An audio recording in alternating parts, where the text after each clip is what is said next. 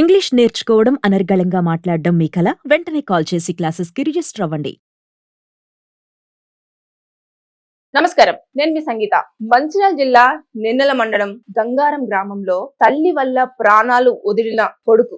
ఈ విషయం అందరికి కూడా ఇప్పుడు డిజిటల్ మీడియాలో మీరు చూస్తూనే ఉన్నారు. చాలా మందికి తెలిసే ఉండుంటది. అంటే ఎలా జరిగింది, అసలు ఎందుకని కొడుకు మరణించాడు, తల్లి చేసిన పని వల్ల, అంటే తల్లి ఏం పని చేసింది అనేది ఒక్కసారి మనం మాట్లాడుకుంటే, గంగారం గ్రామంలో తల్లి కొడుకులు ఇద్దరు కూడా నివాసం ఉంటున్నారు.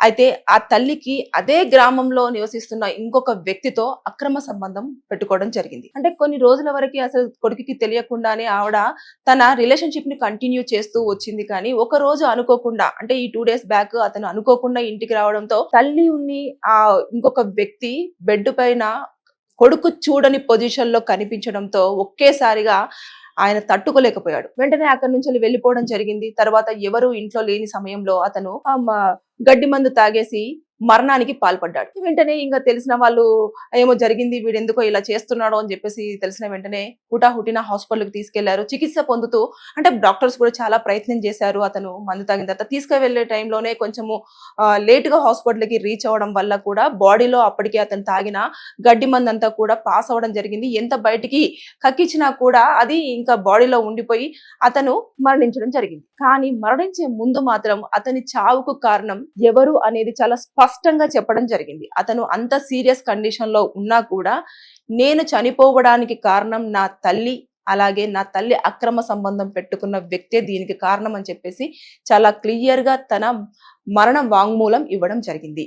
ఆ స్టేట్మెంట్ అనేది పోలీసులకు ఏ విధంగా ఉపయోగపడుతుంది అనంటే, తను చెప్పడం వల్ల నిజంగానే వారిద్దరూ ఆ పొజిషన్ లో ఉన్నప్పుడు చూడడం వల్లనే మనస్తాపానికి గురై చనిపోయాడా, లేదు అనుకుంటే ఇంకా ఈ తల్లి ఉన్ని ఎవరైతే ఇల్లీగల్ అఫైర్ పెట్టుకున్నాడో ఆ వ్యక్తి ఈ అబ్బాయిని ఏమైనా టార్చర్ పెట్టారా? అంటే కొన్ని సందర్భాలలో ఏం జరుగుతుందంటే, మా ఇష్టం ఉన్నట్టు ఉంటాం, నువ్వు ఎవడివి, నువ్వు వెళ్ళిపో, అసలు నీకు మాకు అసలు సంబంధమే లేదు అన్న కొన్నిసార్లు అలాంటి మాటలు కూడా మాట్లాడుతూ ఉంటారు. లేదు అనుకుంటే అతను కొడుకు ముందే తల్లి అతనితో కొంచెం ఓవర్ గా అటాచ్డ్ గా ఉండి బిహేవ్ చేయడం కానివ్వండి, ఇవన్నీ కూడా అతనికి మనస్తాపానికి ఎక్కువగా గురి చేసి ఉండొచ్చు కూడా.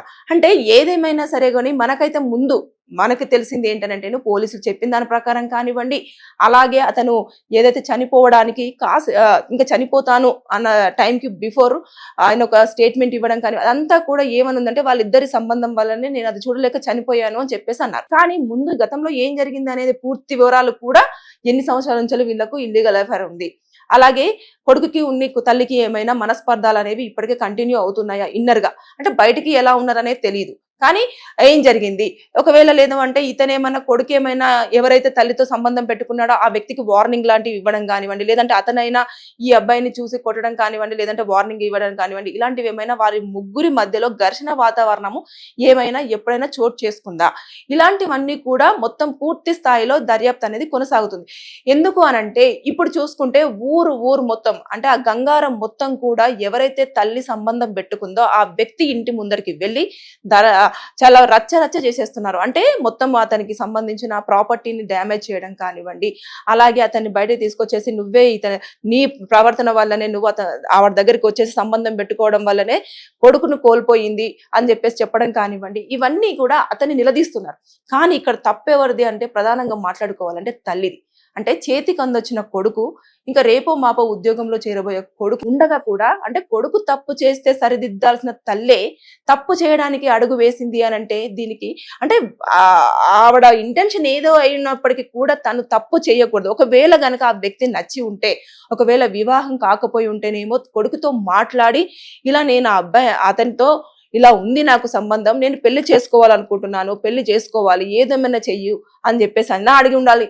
లేదు అనుకుంటే ఆవిడ గనుక అతనితో సంబంధం పెట్టుకున్న విషయం గనుక కొడుకుకు తెలుసుంటే అప్పటితో వెంటనే ఆపన వేయాల్సింది.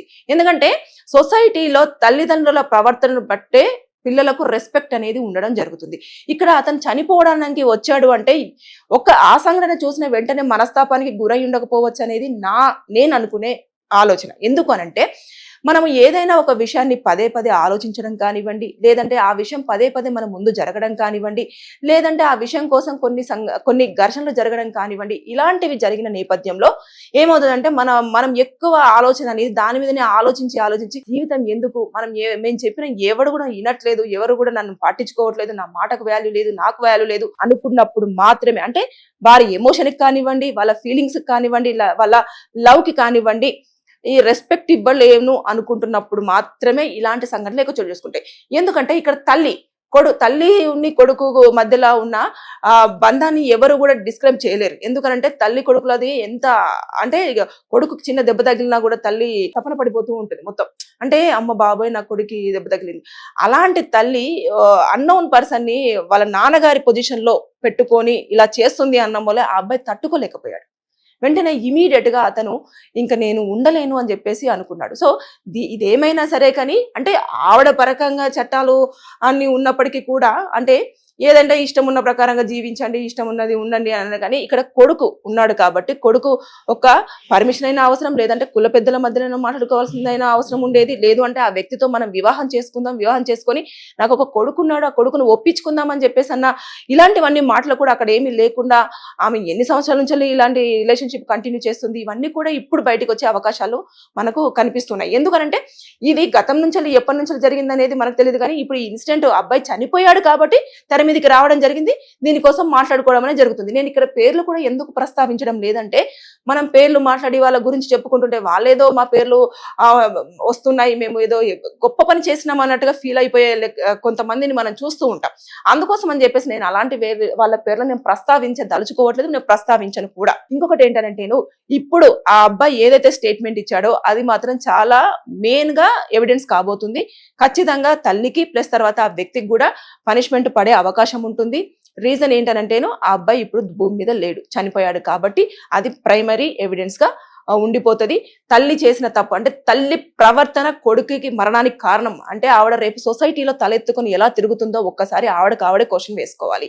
అంటే బంధువులు ఇప్పుడు ఆ అబ్బాయికి ఇంత సపోర్ట్ చేస్తున్నారు కదా, ఆ అబ్బాయి కూడా బంధువుల మధ్యలోకి వెళ్ళేసి చెప్పాల్సింది ఇలా తల్లి ప్రవర్తన ఇలా ఉంది అని. అంటే అందరికీ కాదు, ఎవరో ఒకరు మన కుటుంబంని కొంచెం అర్థం చేసుకున్న వాళ్ళు ఉంటారు, కొంచెం మన సాధక బాధకాలన్నీ కూడా షేర్ చేసుకునే వాళ్ళు కొంతమంది ఉంటారు, మన కుటుంబం మంచి కోసం ఆలోచించే వాళ్ళు మన కుటుంబంలో ఎవరో ఒకరు ఉంటారు. వారి దగ్గరికి వెళ్ళి ఇలా నేను చూశాను, ఇలా జరిగింది, ఇలా ఉంది అని చెప్పేసి అంటే వాళ్ళ విధానంలో వాళ్ళ తీరులో వాళ్ళు మాట్లాడేవారేమో. అలా ఏమీ చేయకుండా తనంత తానే ఆలోచన చేసేసుకొని ఈ వెంటనే వెళ్ళి నేను ఇంకా ఉండలేను, నా వల్ల కాదు అంటే, అడిగితే తల్లి ఎక్కడ బాధపడుతుంది అనుకున్నాడో, లేదు అనుకుంటే తల్లిని అడిగేంత స్థాయిని అది కాదు అనుకున్నాడో, లేదంటే ఆవిడ ఇష్టాన్ని నేను కాదనలేను, నేను అది చూస్తూ ఉండలేను అనుకున్నాడో, ఇన్ని యాంగిల్స్లలో కూడా మనం ఇప్పుడు ఆలోచించాల్సిన పరిస్థితి ఏర్పడింది. ఎందుకంటే అతను ఏమిచ్చాడు, ఒకటే స్టేట్మెంట్ ఇచ్చాడు, నా చావుకు కారణం మా తల్లితో పాటు తల్లితో సంబంధం పెట్టుకున్న వ్యక్తి అని చెప్పేసి క్లియర్ గా చెప్పి చనిపోయాడు. కానీ దానికి ముందర ఏం జరిగింది, అసలు చనిపోవడానికి అది ఒకటే కారణమా, లేకపోతే ఇంకా పలు కారణాలు ఉన్నాయా అనేది మాత్రం మన మైండ్ కి క్వశ్చన్ గానే వదిలేసి ఆ అబ్బాయి చనిపోవడం జరిగింది. సరే ఏదేమైనా సరే కానీ ఇల్లీగల్ అఫైర్స్ అనేవి కూడా ఎన్నో కుటుంబాలను విచ్ఛిన్నం చేస్తున్నాయి. అలా కాకుండా కుటుంబాలకు దూరం చేస్తున్నాయి, ఒకరికి ఒకరు కాకుండా చనిపోయే స్థాయి కూడా తీసుకెళ్తున్నాయి, చనిపోతున్నారు కూడా కొంతమంది.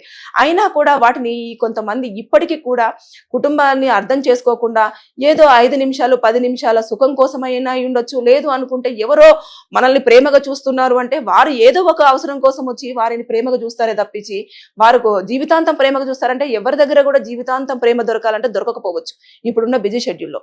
అదొకటి ఆలోచించకుండా ఈ అక్రమ సంబంధాలకు దూరం ఉంటే మంచిది అనేది నా ఫీలింగ్. Thank you.